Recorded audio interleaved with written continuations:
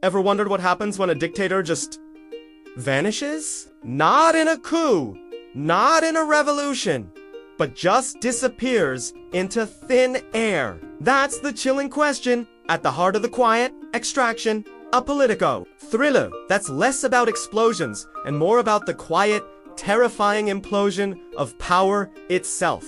The story kicks off on a stormy night in Caracas. Venezuela's leader, Nicolas Maduro, is alone in his palace, practicing a speech. He's obsessed with control, with the idea that fear creates order. Suddenly, the lights flicker.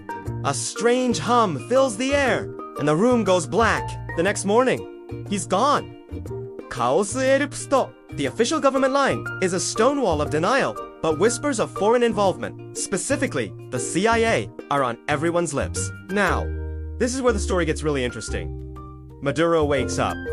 He's not in a dungeon or a black site. He's in a stark, white room, completely empty. No guards, no chains, just a calm, disembodied voice. The voice tells him he hasn't been imprisoned. He's been removed.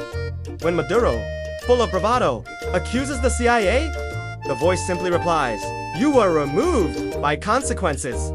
It's a psychological game, and the rules are completely unknown. Meanwhile, back in the real world, the geopolitical chessboard is in disarray. In Washington, we meet Jack Moreau, a senior US diplomat. He's the kind of guy who understands that power isn't just about military might. It's about perception, influence, and narrative. When his aide points out that Caracas is blaming the US, Motto's response is telling. He just smiles and says, "But notice, we haven't denied it."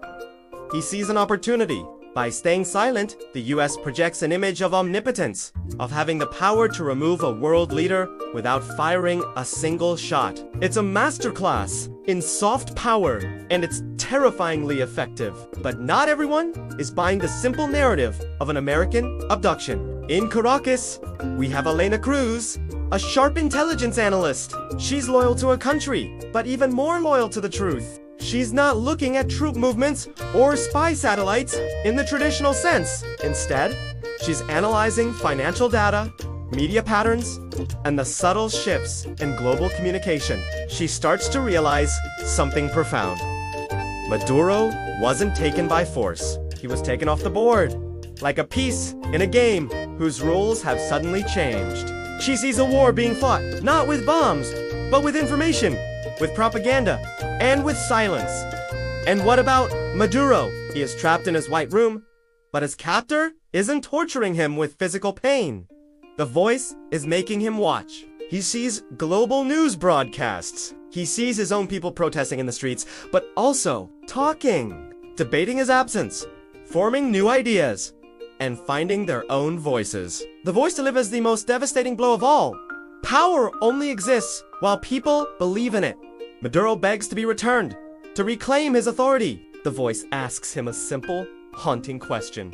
Why? They are learning to speak without you. His entire identity, built on being the center of his nation's universe, is being systematically dismantled. The ultimate removal isn't physical, it's ideological. He's being erased from the narrative he fought so hard to control. This sets the stage for the final act, the return. One morning, as mysteriously as he vanished, Maduro reappears, right back in his palace. There is no grand rescue, no triumphant return, just silence.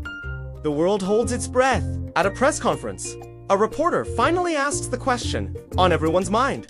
"Mr. President, were you abducted by the United States?" And Maduro, a changed man, gives an answer that's more confusing and terrifying than a simple yes or no. He pauses, looks at the crowd, and says, "No, I was abducted by certainty." What does that even mean? It's a chilling confession.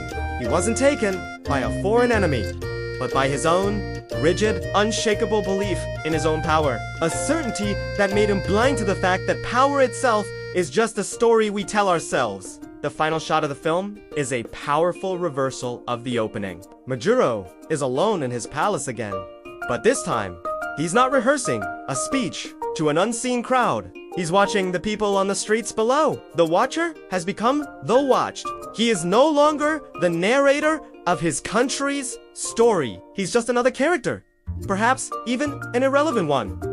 The Quiet Extraction isn't just a thriller. It's a brilliant satire on the nature of modern power. It suggests that in our hyper-connected world, the most effective weapon isn't a missile, but a meme. The ability to control the narrative is the ultimate authority. The film forces us to ask uncomfortable questions. Who is really in control? The people with the armies? Or the people who write the headlines? What happens when a leader, so defined by his own voice, is forced into silence and made to listen? It is a story that is less about who took Maduro and more about what was taken from him. The illusion of control. It's a timely, intelligent, and deeply unsettling look at the fragile nature of power in the 21st century. What do you think of this concept? Does a war of ideas and narratives sound more gripping than a conventional thriller? Let me know your thoughts in the comments below. And if you enjoyed deep dives into fascinating story concepts like this, make sure to like this video and subscribe for more content. Thanks for watching, and I'll see you in the next one.